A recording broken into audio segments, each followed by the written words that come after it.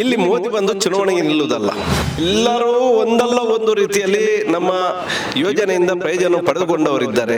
1,000 ಎಕರೆ ಜಾಗವನ್ನು ನಮ್ಮ ಇಲ್ಲಿಯ ಜಿಲ್ಲೆಯವರ ಕೈಯಿಂದಲೇ ವಶಪಡಿಸಿಕೊಂಡು ಇಲ್ಲಿಯವರಿಗೆ ಯಾರಿಗೆ ಉದ್ಯೋಗ ಇಲ್ಲ. ಸುಮಾರು 33 ವರ್ಷದಿಂದ BJPಯವರ ಸಂಸದರನ್ನು ನೋಡಿಕೊಂಡು ಬೆಸತ್ತು ಹೋಗಿದ್ದಾರೆ ಜನರು. ಒಂದು 20 ವರ್ಷ 4 ಟರ್ಮು ಧನಂಜಯ ಕುಮಾರ್ ಅವರಿದ್ದರು. ಅವರು ಕೆಲಸ ಮಾಡಲಿಲ್ಲ, ಕಾರ್ಯಕರ್ತರೊಟ್ಟಿಗೆ ಇಲ್ಲ ಅಂತೇಳಿ ಅವರನ್ನು ಬದಲಾವಣೆ ಮಾಡಿ DV ಸದಾನಗೌಡರನ್ನು ತಂದರು.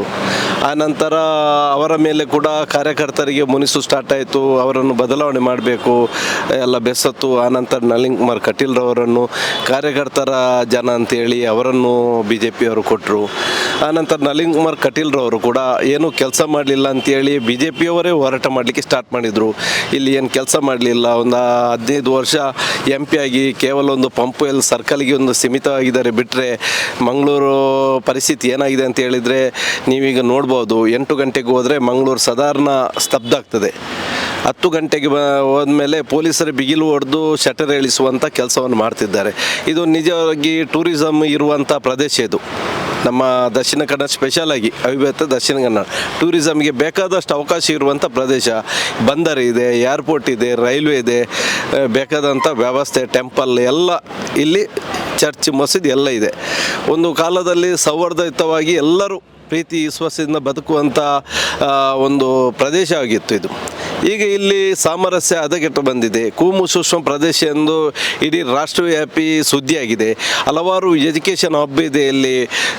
ಇಂಜಿನಿಯರಿಂಗ್ ಕಾಲೇಜ್ ಇರ್ಬೋದು, ಮೆಡಿಕಲ್ ಕಾಲೇಜ್ ಇರ್ಬೋದು, ಬೇರೆ ಬೇರೆ ನರ್ಸಿಂಗ್ ಕಾಲೇಜ್ ಆಗಿರ್ಬೋದು, ಬೇರೆ ಬೇರೆ ವಿಧದ ಒಂದು ಎಜುಕೇಷನ್ ಹಬ್ ಮಂಗಳೂರಲ್ಲಿದೆ. ಆದರೆ ಇಲ್ಲಿ ಪರಿಸ್ಥಿತಿ ಏನಾಗಿದೆ ಅಂತ ಹೇಳಿದರೆ, ಇನ್ನೂ ಸ್ವಲ್ಪ ಸಮಯ ಹೋದರೆ ಇಲ್ಲಿ ವಿದ್ಯಾರ್ಥಿಗಳು ಬರಲಿಕ್ಕೆ ಈಗಾಗಲೇ ಸಂಖ್ಯೆ ಕಡಿಮೆ ಆಗ್ತಾ ಬರ್ತಿದೆ. ಇದನ್ನೆಲ್ಲ ನಾವು ಮನದಟ್ಟು ಮಾಡಿಕೊಂಡು ಯಾಕೆ ಹೀಗೆ ಆಗ್ತಿದೆ ಅಂತೇಳಿ, ಅದಕ್ಕಿಂತ ಮೊದಲಾದಂಥ ಇಲ್ಲಿ ಶ್ರೀನಿವಾಸ್ ಮಲ್ಯರ್ ಇರ್ಬೋದು, ಜನಾರ್ದನ್ ಪೂಜಾರಿ ಇರ್ಬೋದು, KS ಹೆಗ್ಡೆ ಅವರಾಗಿರ್ಬೋದು, ಇಲ್ಲಿ ಸಂಸದರಾಗಿದ್ದು ತುಂಬ ಕೆಲಸ ಕಾರ್ಯಗಳನ್ನು ಮಾಡಿದ್ದಾರೆ.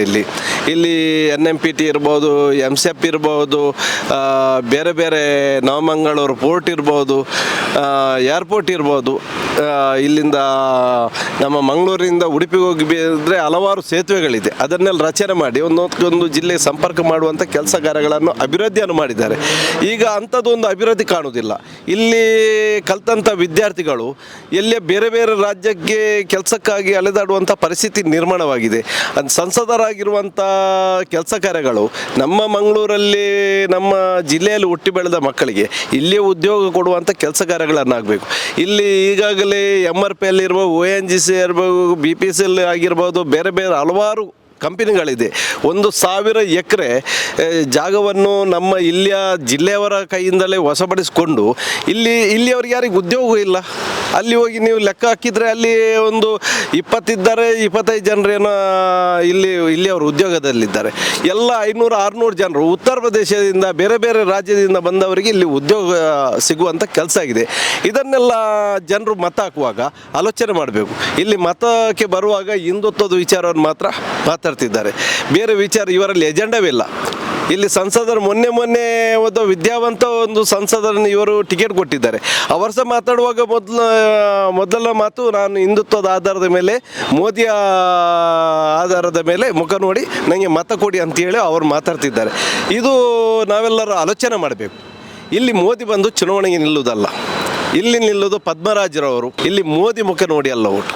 ಇಲ್ಲಿ ಇಬ್ಬರ ಅಭ್ಯರ್ಥಿಗಳ ಹೇಗೆ ಜನರೊಟ್ಟಿಗೆ ಒಡನಾಟದಲ್ಲಿ ಇದ್ದಾರೆ, ಸೌಹಾರ್ದಯುತದಲ್ಲಿ ಇದ್ದಾರೆ, ಅದನ್ನು ನೋಡಿಕೊಂಡು ಇಲ್ಲಿ ಮತಗಳ ಹಾಕ್ಬೇಕಂತೇಳಿ ನಾವು ಮತದಾರರಲ್ಲಿ ಕೇಳ್ಕೊಳ್ತಿದ್ದೇವೆ.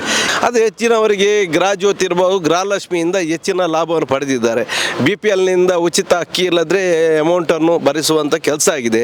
ಯುವ ನಿಧಿ, ಈಗಾಗಲೇ ಯುವ ನಿಧಿ ಯೋಜನೆಯನ್ನು ಕೂಡ ಹೆಚ್ಚಿನ ಯುವಕರಿಗೆ, ನಿರುದ್ಯೋಗಿ ಯುವಕರಿಗೆ ಒಂದು 3 ವರ್ಷ ತನಕ ಅವರಿಗೆ ಸಿಗುವಂಥ ಯೋಜನೆ ಇದೆ. ಅದನ್ನು ಕೂಡ ಉತ್ತಮ ರೀತಿಯಲ್ಲಿ ಅನುಷ್ಠಾನಗೊಳ್ಳುತ್ತಿದೆ. ಮತ್ತು ಒಂದಲ್ಲ ಒಂದು ರೀತಿಯಲ್ಲಿ ಯಾವುದೇ BJP ಆಗಿರ್ಬೋದು, ನಾವು ಕೇಳುವಾಗ ನೀವು BJP ಅವರ ಕಾಂಗ್ರೆಸ್ ಅವರ ಅಂತ ಹೇಳಿಲ್ಲ, ಇಲ್ಲಿ ಹೆಚ್ಚು BJPಯನ್ನು ಬೆಂಬಲಿಸಿದವರದ್ದೇ ಆ ಅರ್ಜಿ ಜಾಸ್ತಿ ಇತ್ತು. ಯಾಕೆಂದರೆ ಅದು ಸಿಗುವುದಿಲ್ಲ ಅಂತ ಹೇಳೋದನ್ನು ಇವರೊಂದು ಅಂದಾಜಿಯಲ್ಲಿ ಮೇಲೆ ಬಿದ್ದು ಅದನ್ನು ಪಡ್ಕೊಂಡಿದ್ರು. ಆದರೆ ಕಾಂಗ್ರೆಸ್ ಪಕ್ಷ ಇಲ್ಲಿ ಯಾವುದೇ ಜಾತಿ ಧರ್ಮ ಪಕ್ಷ ಯಾವುದನ್ನು ನೋಡದೆ ಅದನ್ನು ಮೀರಿ 2 ಅವಿಭಜಿತ ಜಿಲ್ಲೆಯಲ್ಲಿ ಅತಿ ಹೆಚ್ಚಿನ ಸಂಖ್ಯೆಯಲ್ಲಿ ಅದರ ಲಾಭ ಪಡೆದವರಿದ್ದಾರೆ.